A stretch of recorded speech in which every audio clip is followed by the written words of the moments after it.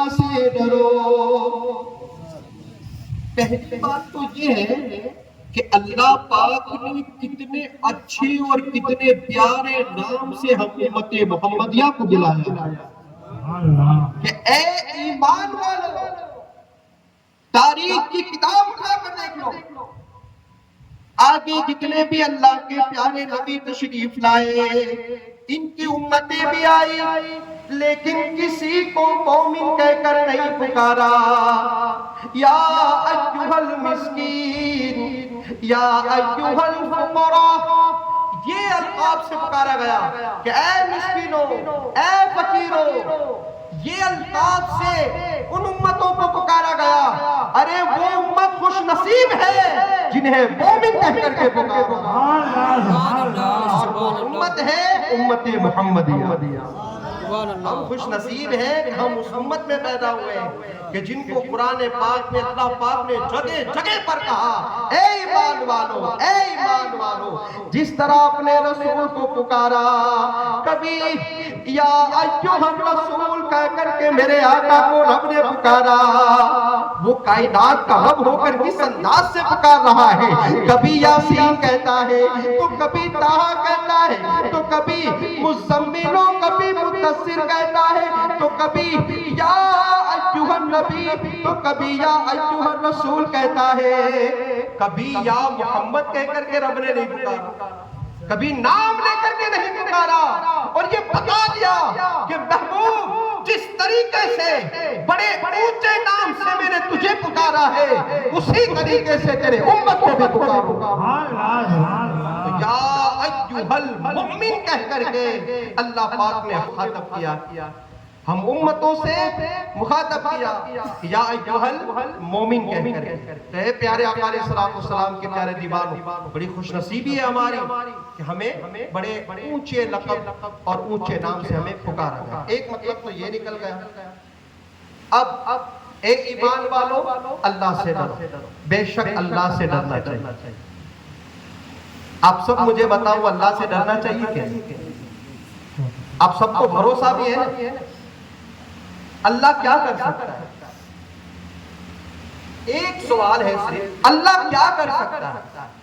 قرآن کہتا ہے ان اللہ علی کل شیء قدیر، کہ بے شک اللہ پاک ہر چیز پر قادر ہے، وہ ہر چیز پر قادر ہے۔ اتنی بڑی زمین ہے نا، اتنی بڑی زمین اللہ پاک نے اپنے دستے قدرت سے نہیں بنائی، بلکہ صرف کن کہہ کر کے بنا دی، کن کہہ کر کے زمین ہو جا تو زمین ہو گئی۔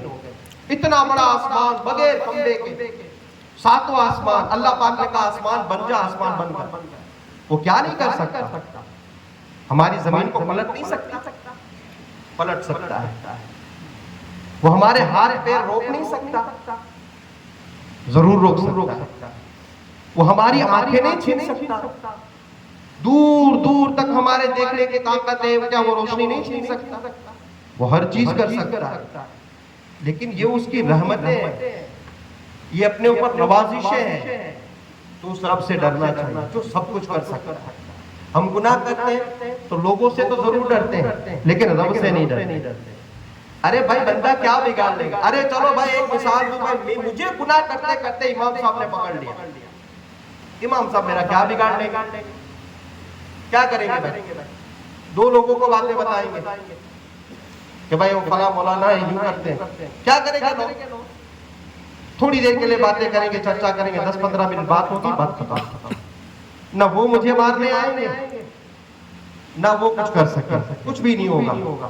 آج ہم دیکھ ہی رہے گناہ ہوتے ہیں، ہم کسی کا کچھ نہیں کر سکتے، لیکن اللہ کا معاذ اللہ کے اللہ کا کچھ نہیں کر سکتا۔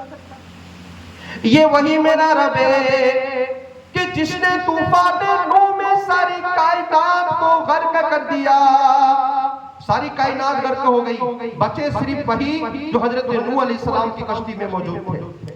قوم لوط کے سروں پر پتھروں کی بارش ہوئی، یہاں تک کہ کوئی بھی نہ بچا، یہاں تک کہ ان کی لاشوں کے نام و نشان بھی نہیں رہے۔ وَكُونُوا مَعَ الصَّادِقِينَ، اور سچوں کے ساتھ ہونا۔ ایک سوال پیدا ہوا، اے اللہ ہم نے ایمان بھی قبول کر لیا، ہم مسلمان بھی ہو گئے، ہم متقی پرہیزگار بھی بن گئے، تو پھر سچوں کے ساتھ رہنے کا حکم کیوں دیا؟ کیا وجہ؟ سچوں کے ساتھ رہنے کا حکم کیوں دیا؟ تو اس پر مفسرین نے، قرآن نے دو وضاحتیں بیان کی، دو مثال طور پر آپ کو میں سمجھانے کی کوشش کروں گا۔ پہلی وضاحت یہ ہے کہ مثال کے طور پر ہم موٹر سائیکل لے کر کے کہیں سفر کے لیے نکلے، بھائی راستہ بہت بھیانک ہے، جنگل و بیابان، چاروں دونوں طرف پہاڑیوں کا علاقہ ہے، ہمیں معلوم ہے کہ بھائی وہ راستہ جو ہے بہت خراب ہے، اس راستے پر آئے دن ڈاکہ زنی ہوتی ہے، لوٹ مار ہوتی ہے، لوگوں کے قتل ہوتے ہیں، بہت کچھ ہوتا ہے، ہمیں معلوم ہے، ہم موٹر سائیکل لے کے نکلے، اب وہاں پہنچے تو ہمارا دل دھک دھک کرنے لگا، یار آگے نہیں جانا چاہیے ہمارے دل کی طرف، تب کیا کرے؟ اب وہ انتظار کرے، اب کوئی بہت بڑا ٹرک یا کوئی گاڑی، کوئی ایسا بڑا سامان نکلے، اس کے پیچھے پیچھے اس کے سہارے سے اس راستے کو پار کر، خطرہ تھا نا، بڑی گاڑی ملی تو ایک حوصلہ بڑا، میں اب نکل جاؤں گا، اس کے پیچھے پیچھے نکل جاؤں گا تاکہ کوئی ڈاکو وغیرہ بھی لٹیرے ہوں گے تو ان کی نظر مجھ پر نہیں پڑے گی، تو وہ ان کے پیچھے ہو کر کے وہ راستہ پار کر دیا، خطرات سے بچ گیا۔ اسی طریقے سے ہمارے ایمان کا خطرہ چاروں طرف منڈرا رہا ہے، کہیں رافضیوں کا خطرہ ہے تو کبھی وہابیوں کا خطرہ ہے، تو کبھی شیعات کا خطرہ ہے، کبھی شیعہ ہے تو کبھی رافضی ہے تو کبھی وہابی ہے، یہ چاروں طرف ایمان کے لٹیرے گھوم رہے ہیں کہ کسی بھی حالت میں ہم کو اپنے فرقے میں دیں۔ رسول پاک نے فرمایا تو ان فرقے ضرور ہوں گے اور ہوں گے، قیامت اس وقت تک نہیں آئیں گی جب تک کاؤنٹر فرقے نہیں ہو جاتے، اس میں ایک ہی فرقہ جنتی ہوگا، باقی سب جہنمی ہوگا۔ ہم نے بارہا سنا اور میں بھی یہاں تھا تو بارہا کہ کاؤنٹر فرقے ضرور ہوں۔ تو اب یہ لٹیرے جو پھر رہے ہیں، ان لٹوروں سے بچنے کے لیے قرآن پاک کہتا ہے وَكُونُوا مَعَ الصَّادِقِينَ،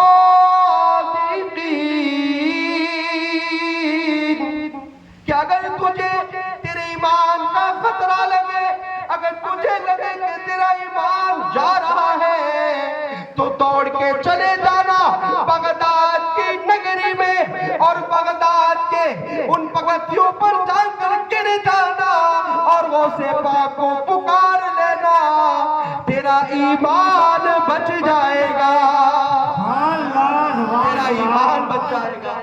حضور غوث پاک کا دامن پکڑ لینا، ان کے پگتھیوں پر جا کر گر جانا، پھر دیکھنا تیرا ایمان بچ جائے گا۔ غریب نواز کے آستانے پر چلے جانا، چادر چوم کر کے دعا سبحانا، پھر دیکھ کوئی بھی خطرہ تجھے نہیں منڈلائے گا، کوئی بھی جو ہے خطرہ تیرے سر نہیں آئے گا، تیری خود کی بھی حفاظت ہوگی اور تیرے ایمان کی بھی حفاظت ہوگی، تیرے ایمان کی۔ ایک وضاحت ہو گئی بھائی، آگے سب کے سمجھ میں بات اوپر سے جائے ایسا نہیں ہونا چاہیے، ورنہ محنت فیل جائے گی۔ میں 60 کلومیٹر کا سفر کر کے آیا ہوں اس لیے کہ کاش میری بات آپ کے دلوں میں اتر جائے، بس اسی لیے آیا ہوں، یہی تمنا ہے، بس پوری ہو جائے کہ میرے رب کا لاکھوں کروڑوں احسان و شکر۔ دوسری وضاحت یہ ہے، آپ نے دیکھا ہوگا کہ جہاں بڑی کمپنی ہوتی ہے اور کمپنی کا واچ مین جو ہوتا ہے باہر چوکیدار، وہ کسی کو بغیر چیک کیے اندر نہیں جانے دیتا، بغیر چیک کیے اندر نہیں جانے دیتا، وہ سب کو چیک کرے گا، لیکن ایک بندہ جو بہت بڑی ڈگری والا ہے، کمپنی میں کسی کام کے لیے اس کو بلایا گیا کہ بھئی فلاں آدمی آ رہا ہے، اس کے ساتھ 2 3 4 باڈی گارڈ اس کے خود کے بہت بڑا ہے، تو وہ آیا، تب واچ مین جو اس کو اجازت نہیں ہے کہ وہ اس کی چیک ان کرے۔ کیوں بھائی؟ کیونکہ پہلے سے اس پر بھروسہ ہوتا ہے، اعتماد ہوتا ہے کہ بھئی آنے والا جو ہے اس پر کوئی خطرہ نہیں ہے، وہ آئے گا، وہ اچھا آدمی، اس سے کوئی ہماری کمپنی کو نقصان نہیں ہے۔ جب وہ آتا ہے تو ان کے ساتھ ان کے 1 یا 2 باڈی گارڈ ہوتے ہیں، تو جب اس کی چیکنگ نہیں ہوتی تو یہ دو باڈی گارڈ جو ساتھ میں ہیں ان کی بھی چیکنگ نہیں ہوتی، کیونکہ جب اس پر بھروسہ کر لیا تو یہ دو بھی بھروسے کے قابل ہیں، ان کو بھی چیک نہیں کیا جاتا۔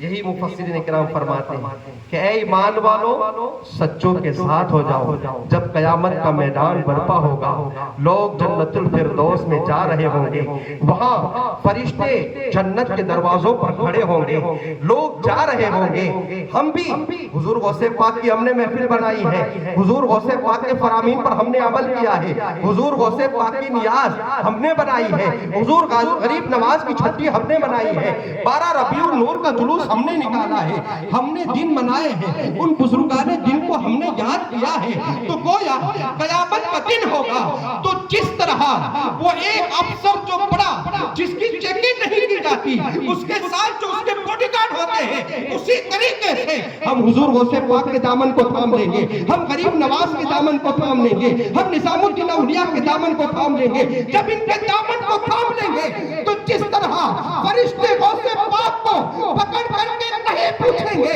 اسی طریقے سے جب ہم ان کے ساتھ ہوں گے تو ہمیں بھی کوئی نہیں پوچھے گا، بغیر پوچھ پاچھ کیے ہم جنت الفردوس میں داخل ہو جائیں۔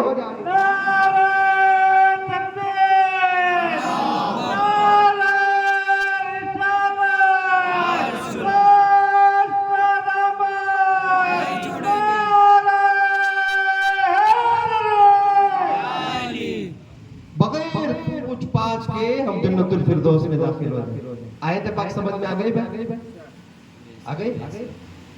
اسی لیے فرمایا اے ایمان والو اللہ سے ڈرو اور سچوں کے ساتھ۔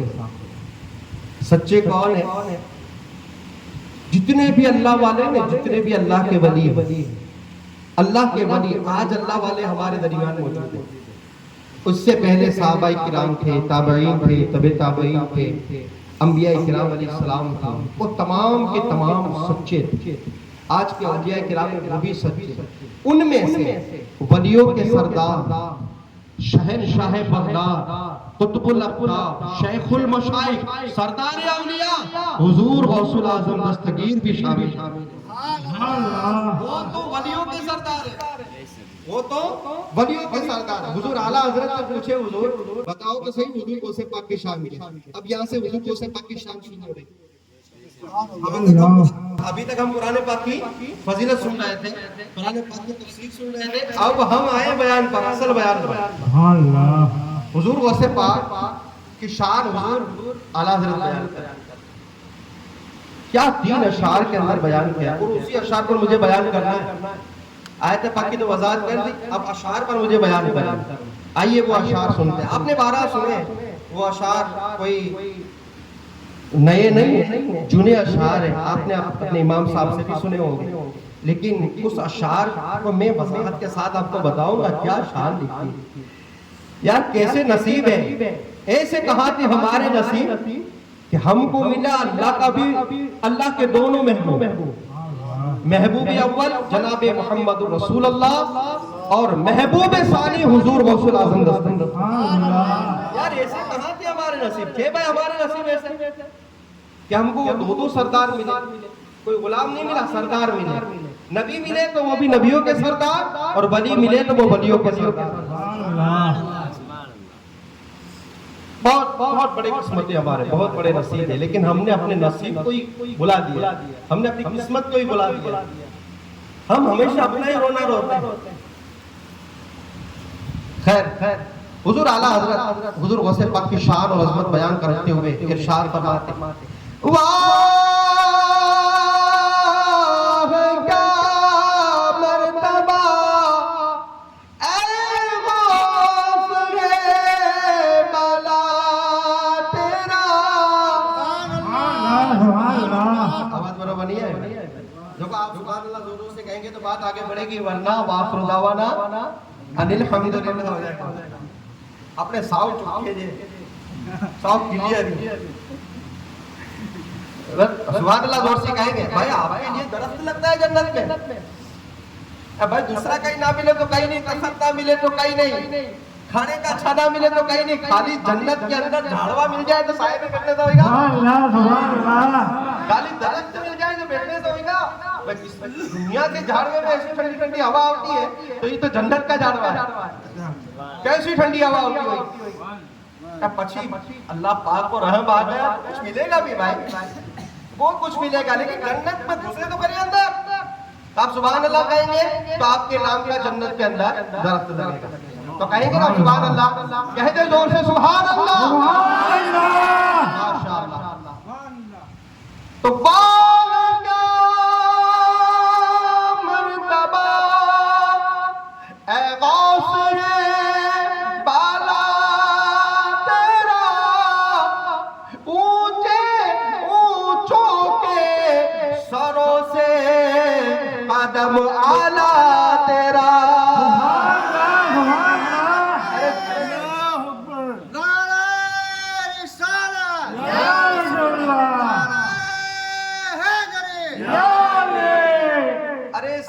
سر کا مرتبہ تو کیا جانے، اونچے اونچوں کے جو سر ہے نا، بڑے بڑے عالی شان ہیں، ان کے سروں سے تیرا قدم آلہ ہے، تیرا قدم آلہ ہے. تو پھر حضور اعلیٰ حضرت آگے فرماتے سر بلا کیا کوئی جانے کہ ہے کیسا تیرا، سر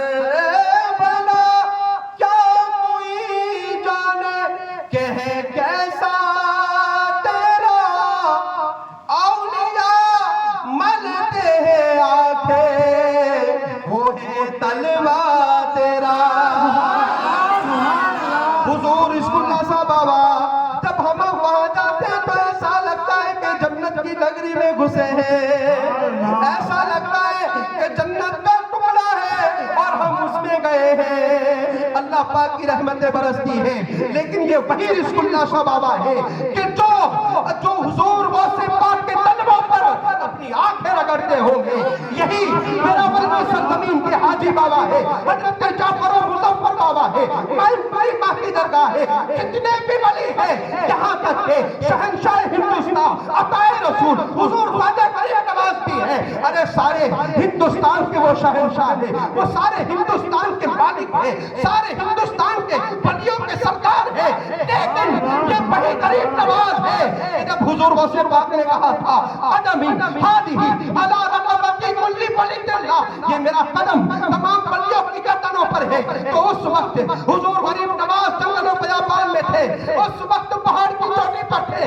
پکارا کہا کہ اے میرے آقا حضور غوث پاک، صرف آپ کا قدم میری گردن پر نہیں بلکہ میری آنکھوں اور میرے سر پر بھی.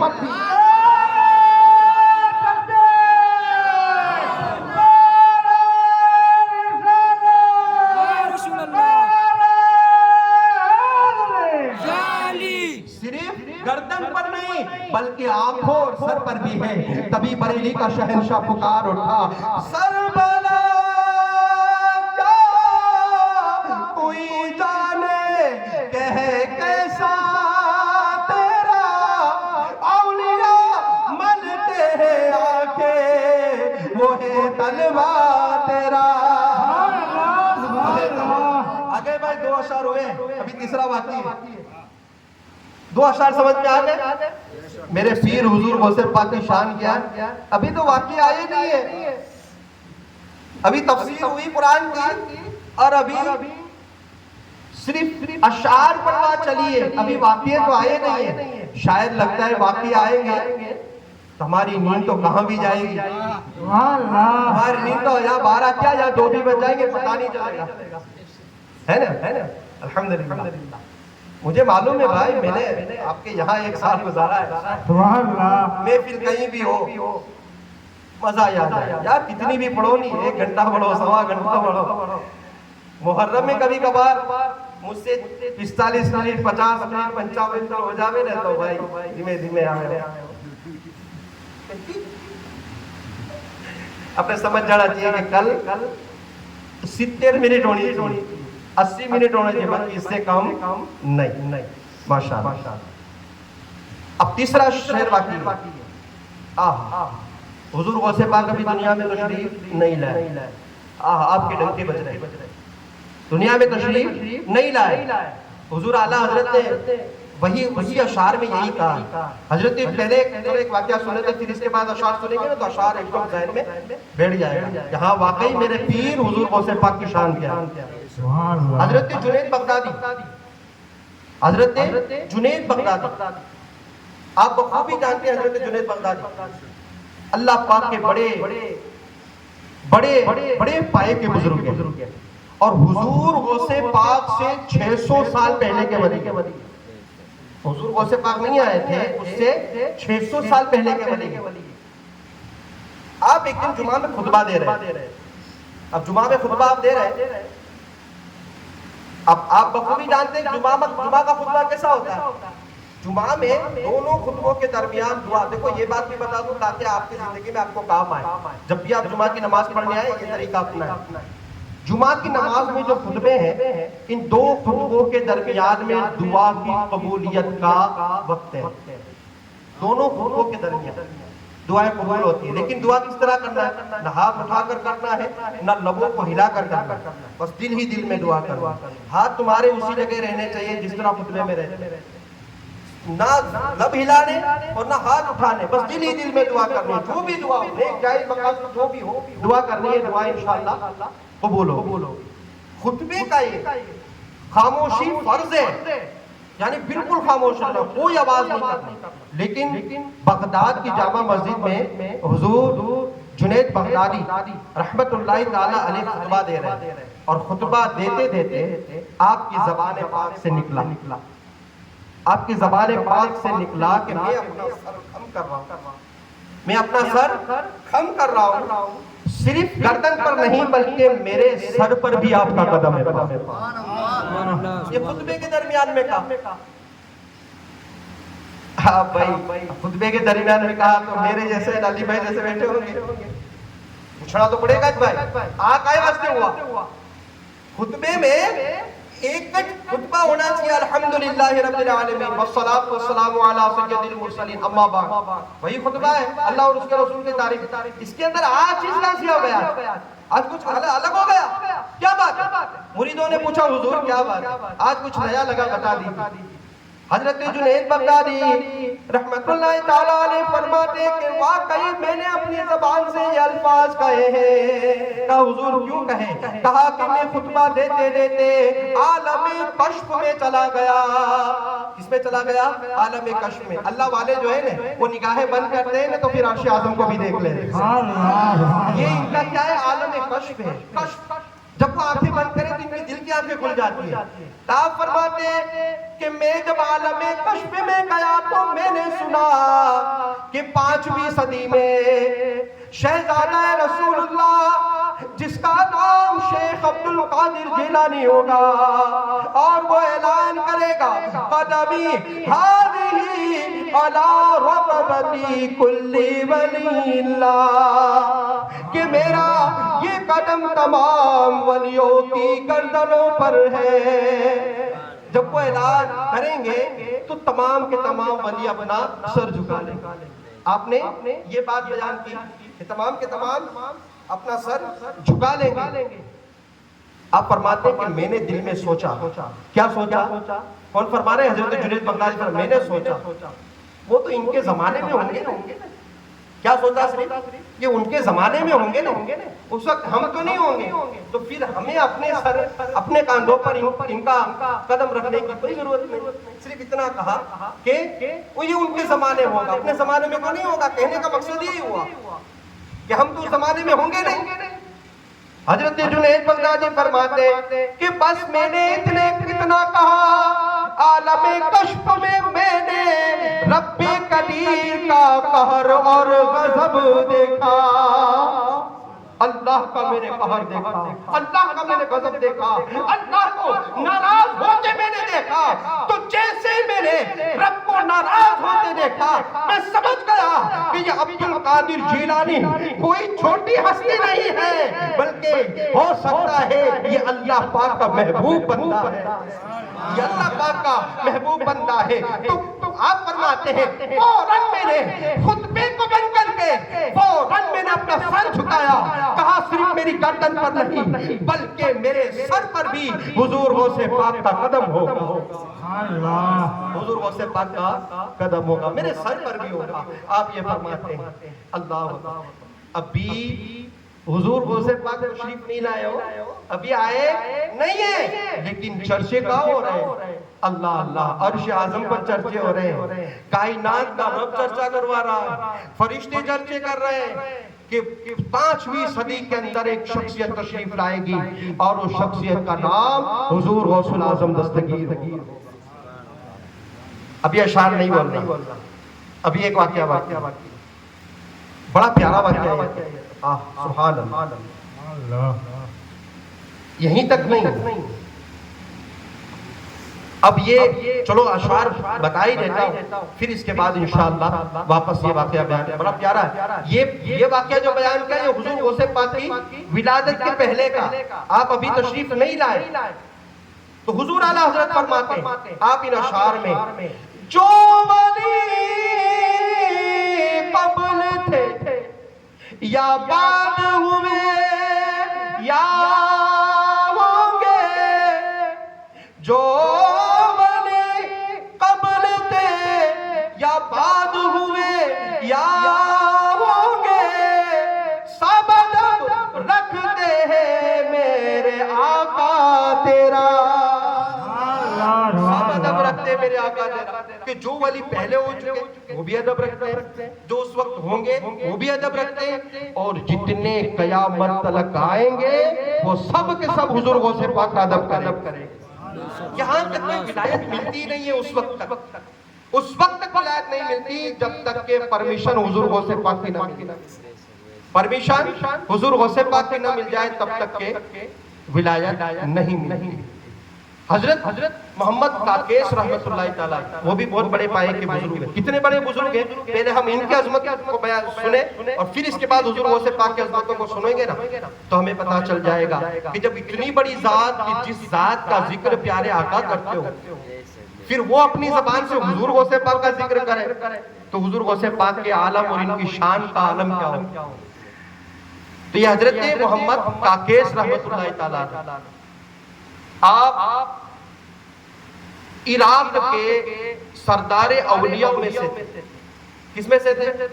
عراق کے سردار اولیاء، یعنی عراق میں جتنے اولیاء تھے ان سب کے سردار حضرت کاکیس رحمت اللہ